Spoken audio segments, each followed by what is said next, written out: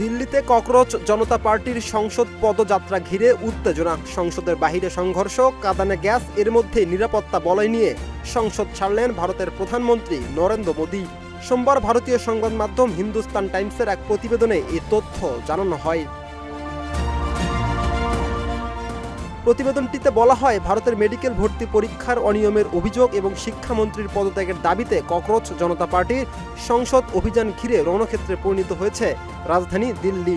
সংসদের বর্ষকালীন অধিবেশন চলাকালেই হাজার হাজার বিক্ষোভকারী সংসদ ভবনের বাহিরে জড়ো হয়ে বিক্ষোভ শুরু করে।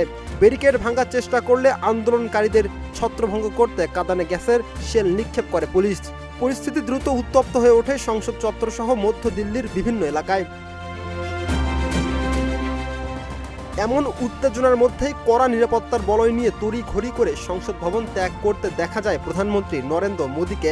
নিরাপত্তার কারণে বন্ধ করে দেওয়া হয় সংসদের কয়েকটি প্রবেশপথ, পাশাপাশি আশপাশের একাধিক মেট্রো স্টেশনের প্রবেশও সাময়িকভাবে বন্ধ রাখা হয়।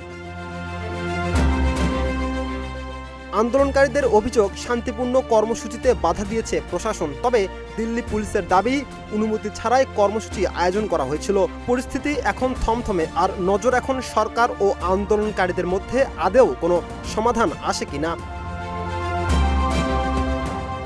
রাকিব হাসান, ইত্তেফাক নিউজ।